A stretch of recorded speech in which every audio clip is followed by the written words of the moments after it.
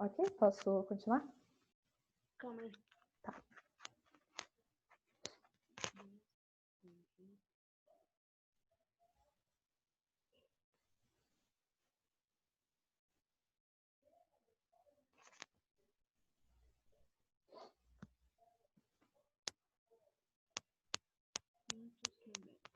Pronto.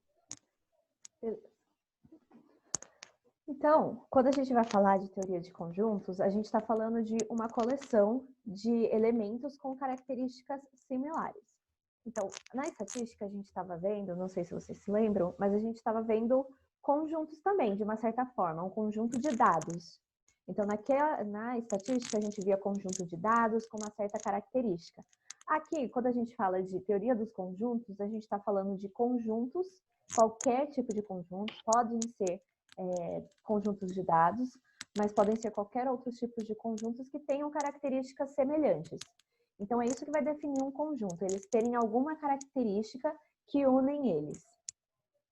Okay. Aqui, a representação. Como que a gente faz a representação de algum conjunto? Então, quando eles têm características parecidas, a gente consegue colocar eles em um tipo de conjunto. Eu vou mostrar daqui a pouco as 3 formas de se representar um conjunto, tá? Mas saibam que quando a gente tem, na teoria dos conjuntos, algum conjunto, algum grupo, a gente consegue juntar todos eles e escrever eles de uma forma mais reduzida, tá? As relações binárias. Quando a gente está falando de conjuntos, a gente consegue estabelecer relações entre conjuntos, tá? O que é esse relações binárias? É que tem uma relação de um elemento para o outro e do outro elemento para o um. Então, é esse que são as relações binárias. A gente tem a relação de pertinência e a relação de continência.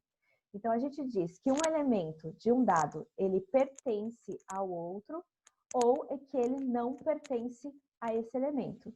Então, a gente tem, por exemplo, se a gente tiver o conjunto 1, 2, 3, a gente pode falar que o elemento 3, ele pertence a esse conjunto aí, tá?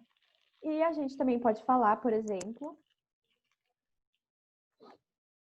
que o elemento 4, ele não pertence a esse conjunto, tá?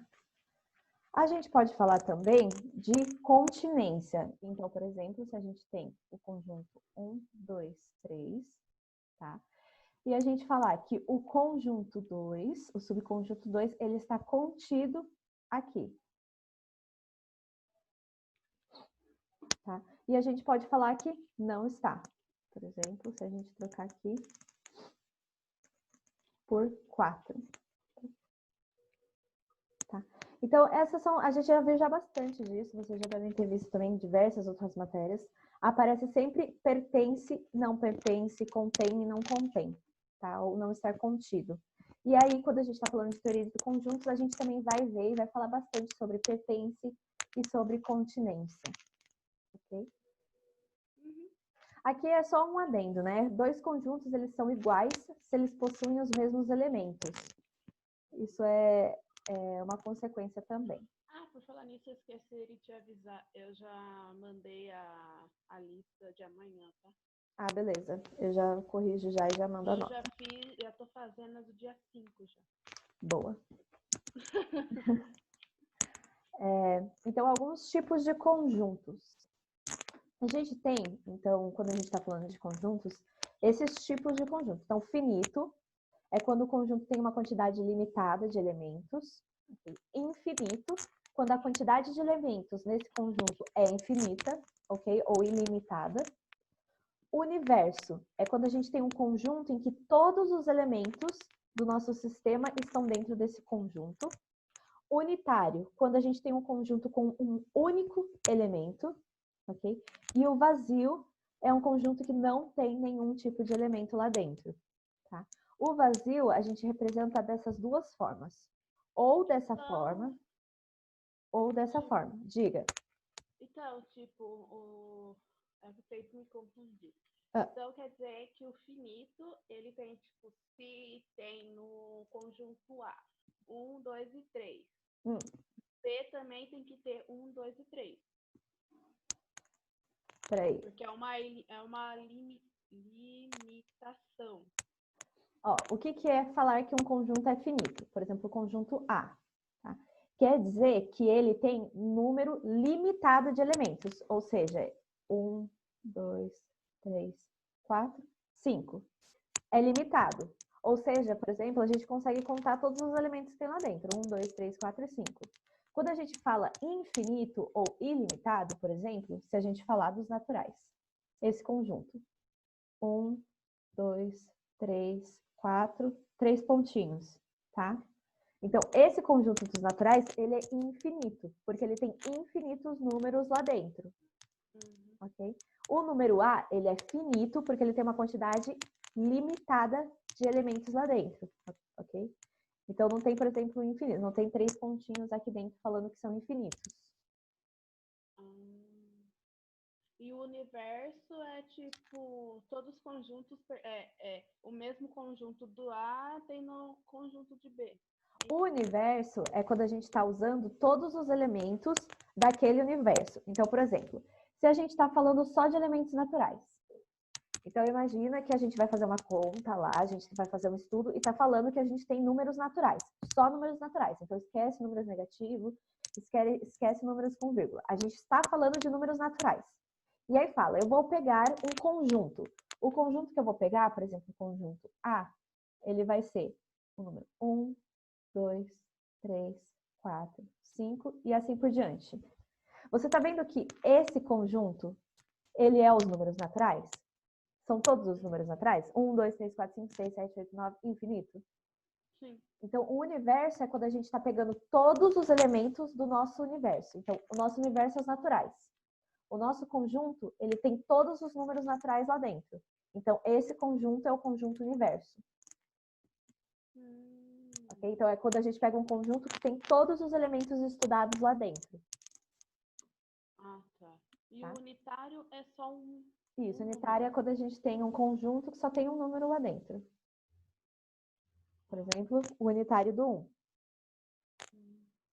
Agora entendi. Ou, por exemplo, o unitário do 27. Pode ser também. Tá? E o conjunto vazio é quando não tem nenhum número lá dentro. É quando ele é vazio aqui dentro.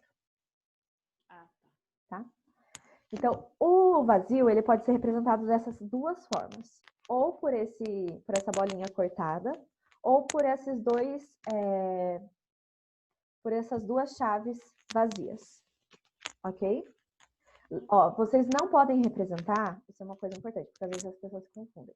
Vocês não podem representar o vazio por isso, tá? O vazio ou é esse, sem nada lá dentro, ou é essa bolinha cortada. Você não pode representar ela dessa forma, tá? Porque isso representa uma outra coisa na matemática, não representa o vazio. eu esqueci o que significa. Isso daqui representa o conjunto que tem o vazio lá dentro. Ah, verdade. Então, quando representar o vazio, ou é assim ou é assim. Pode ser qualquer um dos dois. Ok? As representações. Como que a gente pode representar um conjunto? Existem 3 maneiras. Ou a gente representa ele da forma tabular, tá? Então, é com as chaves. Ou você representa ele pelo diagrama de Venn, que é aquelas bolinhas que você falou que você até reconheceu no livro. São aquelas assim, que você vai representando. Que o que tem de um lado tem do outro, aí você vai ligando os pontinhos. Ou você representa pela propriedade deles.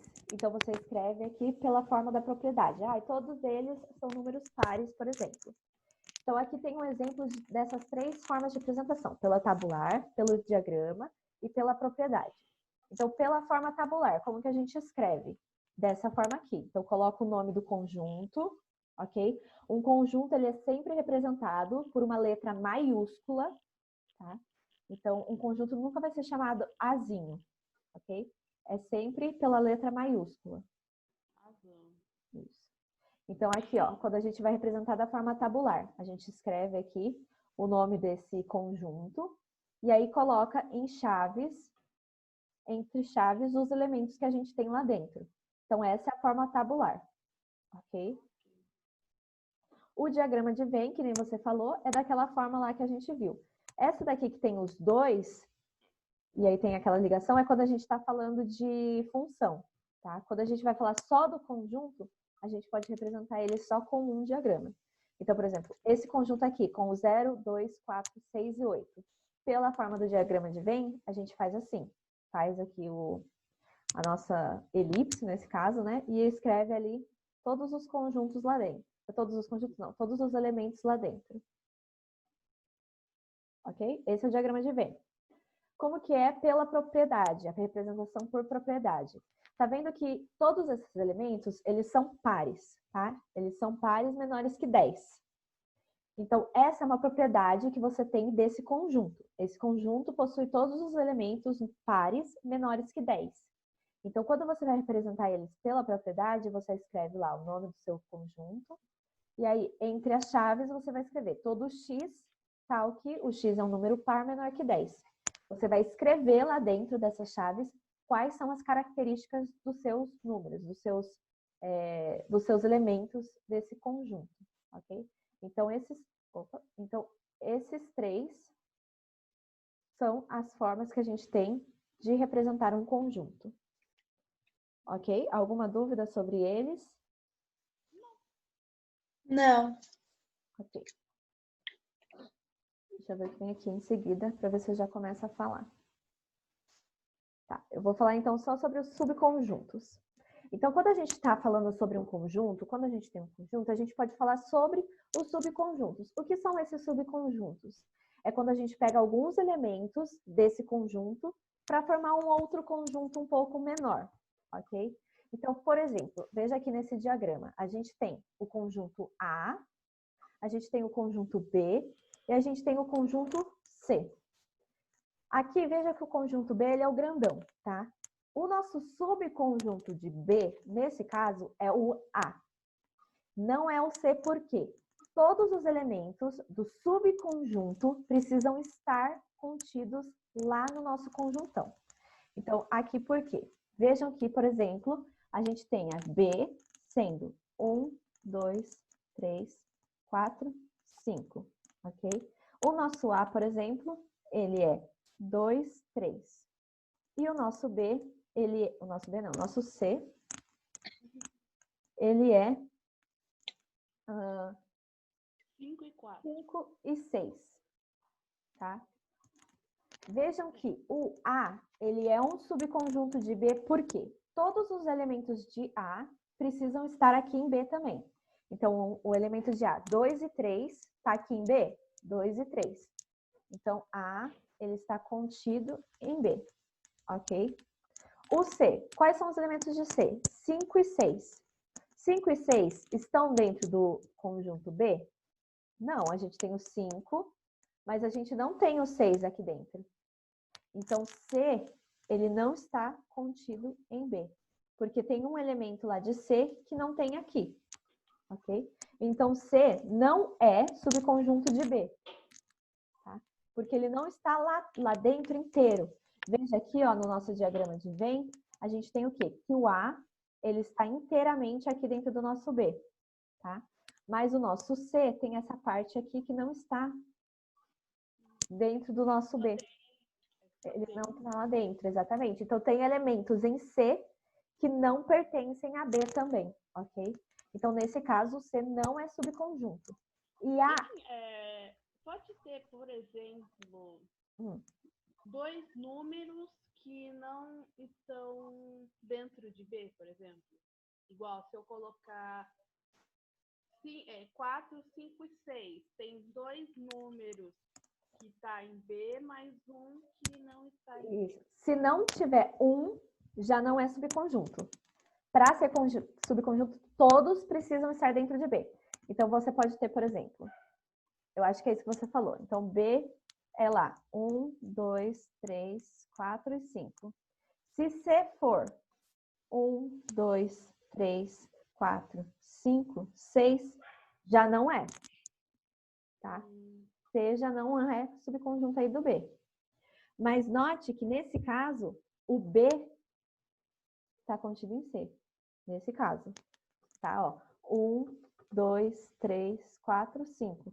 Todos os elementos de B estão dentro do C. Então, nesse caso, o B é um subconjunto de C, mas o C não é um subconjunto de B, tá? Por causa do 6 aqui. Okay? Aí aqui, estou tampando aqui. A quantidade de subconjuntos, de elementos do subconjunto. Então, o que é isso? Então, quando a gente tem um subconjunto, a gente consegue calcular de uma forma mais fácil quantos elementos tem esse subconjunto. Tá? Então, por exemplo, quando a gente tem...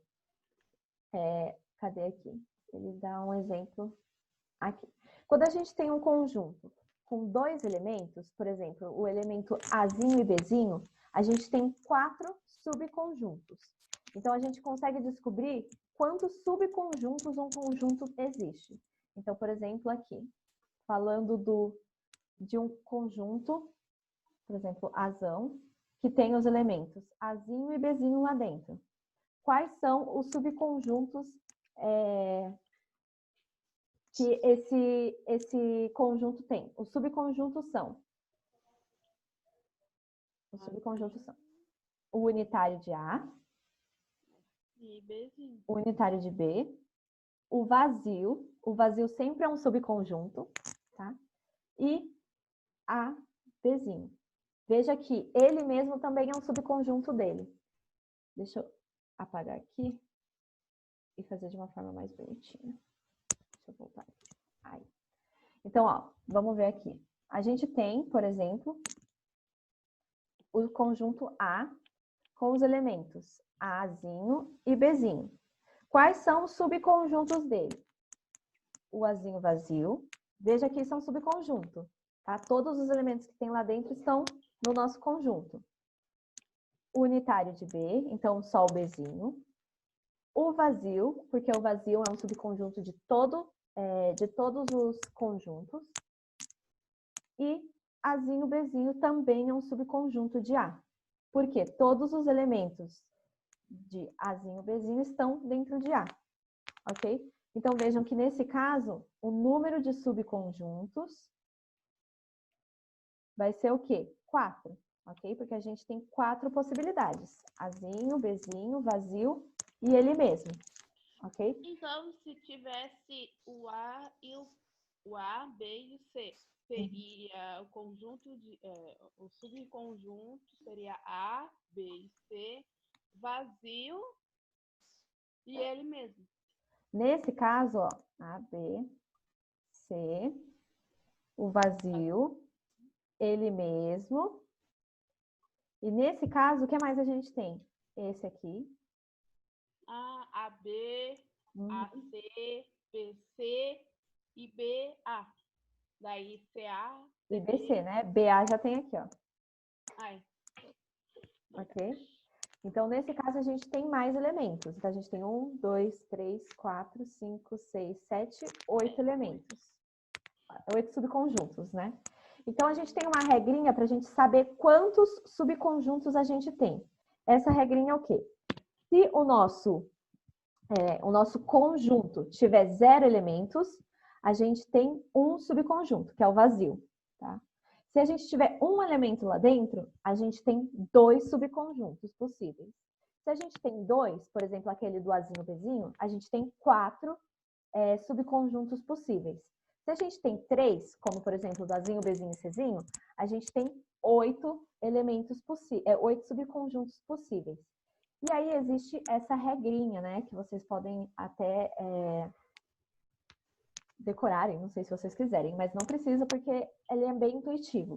Então, sempre vai ser o 2, né? 2 elevado a n. N sendo a quantidade de elementos que você tem. Então, por exemplo... tipo, se eu tivesse 5 elementos, por exemplo, que é ou A, B, C, D... pode ser com o número também. Aqui, 5. O número de subconjuntos vai ser isso mesmo que você falou. 2 elevado à quinta. Ok? Ou seja, vai ter 32 subconjuntos. Ok? Então, quando a gente está falando sobre subconjuntos, a gente tem que lembrar que o subconjunto ele tem que estar inteiramente lá contido dentro do nosso conjunto maior, ou do conjunto principal. E quando a gente está falando de subconjunto, a gente pode também saber quantos subconjuntos um conjuntão possui, que é sempre dado por 2 elevado a n, n sendo o número de elementos desse conjunto. Ok? Uhum. É mais fácil fazer assim do que você ir fazendo A, B, A, C. Porque se você já pensou, você tem um conjunto com vários números, você fica lá fazendo todas as permutações possíveis, você vai ficar lá para sempre. Ok?